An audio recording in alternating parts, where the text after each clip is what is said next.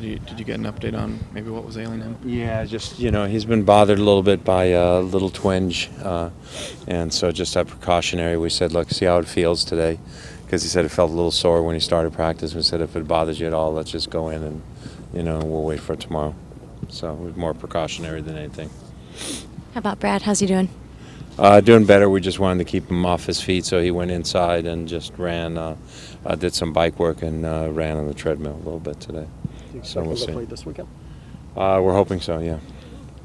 It's kind of the same question they asked the Toronto coach last week, but does the turf that you'll be facing in Montreal affect your lineup? Every turf is obviously a little bit different. I don't know if it affects our lineup. We're going to go up there with the best team that we can and start the best team we can. I don't think we play very many games on grass in the first couple of months of the season. Most of the games that we play are either on turf at home or away. We got Portland as well, and now Montreal's a turf game as well. So, we just have to deal with it. But the concept like bringing Leo back on old turf, that doesn't figure in. No, if Leo's ready, he'll play. Yeah. Lamar's played on a few different teams. This is one of his former teams. This is the first time he's been with you guys in consecutive years. Just have you seen him grow from, 09 to the player he is now? Well, obviously last year was a good season for him, a confidence-building year for him, and he's got to build upon that. I think he'll be the first to say that, he probably wasn't as sharp in his first two games as he would have liked, and hopefully that sharpness will come along, so I'm sure he's motivated to play against his old team.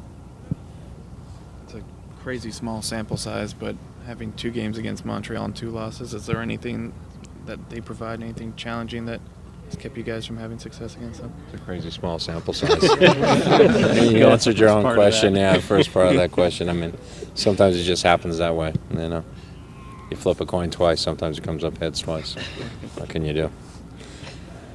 You mentioned Michael Ozzies as at least in the mix to try to, fight for time. What have you kind of seen since his signing that has put him in that position to be named like that? He's just a good, solid, steady player. There's not a lot of flash or things to his game that way, but when you analyze his game, there's a lot of good nuts and bolts things that he does on the field. He keeps possession, he wins his fair share of tackles, he's good at his timing coming forward late, but he's just a good team person, covers for people when they go, he just does the little things that some players need to do to make teams work. I saw Jordan Morris out there working with you guys. How have you seen him develop as a young player? Well, obviously he's one of our academy kids, so he's on school break right now.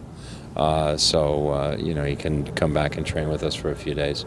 He's a player that obviously the college experience helps a lot of players, as we've seen with DeAndre and with Sean Okoli. And, he had a good experience at Stanford last year, and he'll continue to grow. I'm not asking you about goalkeepers the past several months, but what have you at least seen from Fry in these first 2 games?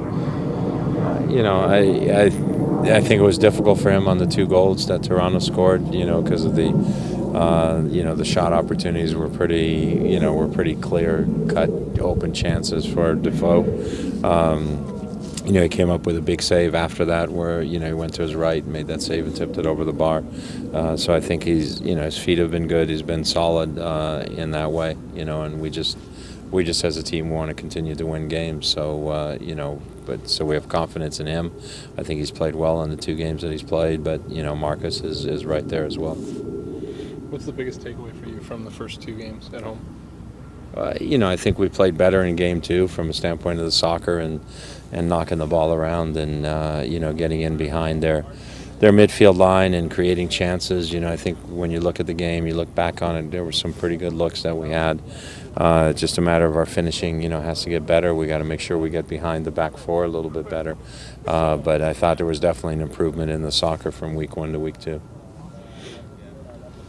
The travel, obviously the travel is an issue, but what kind of things do you guys look at when you're going on the road for a longer period? Well, this one's this one's one of the tougher trips just because it takes a full day to travel there because you can't get there direct anyway, and so you got to connect and to get into Montreal makes it a little difficult. We know it's going to be cold, so we're going to be training, indoors the day before the game, and then play the game indoors. So this one's a little bit unusual that way, But travel sometimes is good because the guys get together with themselves, in terms of being on the road and, have meals together and hang out, so that's sometimes a very good thing. Going back to Saturday, what was your feeling watching, Ozzie Alonso and Michael Bradley kind of competing in the same central midfield?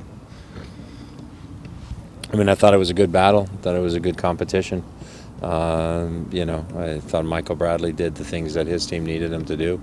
Probably played maybe a little more conservative than he would have liked to have played in that game, but I thought he did a good job, covered a lot of ground, and I thought Ozzie did a good job for us as well.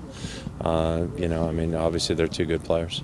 Do you know if there's anything kind of going on in terms of Ozzie's appeal to play for the U.S. at some point? Is that kind of stalled at this point, do you think? I really don't know. I mean, that's really a question more for Jurgen and for Ozzie's agent, who was working on it for him. So, I don't know how far they've gotten. We've obviously, as a club, have lent our support, and whatever we can do as a club, we've offered to do. But there really hasn't been anything that we can do or any requests that they've come at us with. Thanks, Coach. Okay, thanks. Words are powerful. I'm Sigi Schmid. Hearing the words retard and retarded makes people with intellectual disabilities and those who love them feel like less valued members of humanity. That's why we're asking you to help spread the word to end the R word. Stop by the Special Olympics booth in Soccer Celebration to pledge your support.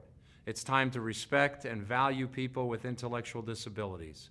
Please join us in eliminating this offensive language in everyday speech. Thank you.